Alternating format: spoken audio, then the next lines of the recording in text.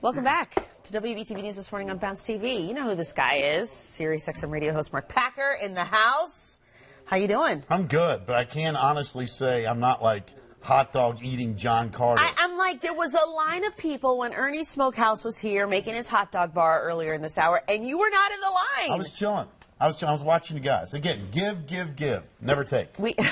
Never take. Never take, whatever. I don't believe that. Hey, did you watch that big win last night or yesterday afternoon? I did. That part I did. Really? Yeah, we're talking about Coastal Carolina. Coastal Carolina? What a great How run. incredible was that win? You know, it was one of the most remarkable runs that we have seen in an NCAA tournament in any shape, way, or form. You got to remember, when this NCAA road to Omaha started, they were in the Raleigh Regional playing NC State.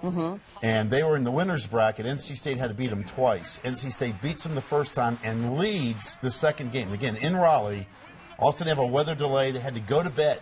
8th inning. Going to the 9th inning. They had to sleep on it trailing. So Coastal Carolina wakes up in Raleigh, 9th inning, comes back, wins the game. Moves on. They went down to Baton Rouge, took care of LSU, sweeping them. Then goes to the losers bracket. I mean, just a remarkable run, and good for them. They, and everybody's talking about Cinderella and stuff. Listen, this Coastal Carolina baseball team, their program has been big time. Yeah. And to their credit, they became the first team to win the first go-round in the College World Series. First time they ever showed up and win it since Minnesota did it back in 1956. Wow, that's amazing. Yeah, and you make a good point. I think a lot of people underestimated them. Obviously, they were the underdogs, but I think that team believed from the very beginning that they belonged there. Listen, Gilmore is a great coach, great guy. He's been there, 21 years. They got good players. The whole state does. South Carolina's won 2 national championships. Clemson's been traditionally good. But Coastal Carolina, listen, tip of the hat, they are partying like rock stars down there in Conway, South Carolina. And everybody knows how to pronounce Chanticleers now. There you go. You're all over. CCU, but good for That's them. Right. They earned it. They were tremendous. Okay, so your guy Madison Bumgarner making headlines, not for his pitching, though. Oh, excuse me, the Giants won last night. Yeah. He got a hit with a double.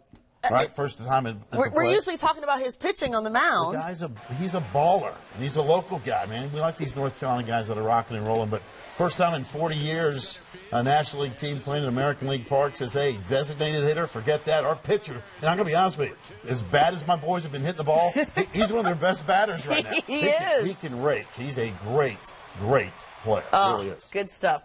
All right, so the free agency thing, ended at, I guess, midnight this morning. And I know you're just like NBA, whatever. NBA, whatever. But you're not following any of that. All the money where it's flowing is Kevin Durant leaving Oklahoma. I'm going to give you a story about where the money is flowing. Today, Bobby Bonilla is getting paid $1.2 million by the New York Mets. His contract ended back in 1999. He deferred all this stuff. The Mets are still paying him through the year 2035. He's making $1.2 million for having a pulse. That's where the money is flowing. Let me give you another story about money. Daniel Berger is playing in Bridgestone, World Golf Championships, all right? They don't have a cut this week on the PGA Tour. So if you qualified, of course, you've won a tournament and all that stuff. He's got a bad shoulder. He hit one shot yesterday. One shot, withdrew, took the $50,000 and went home.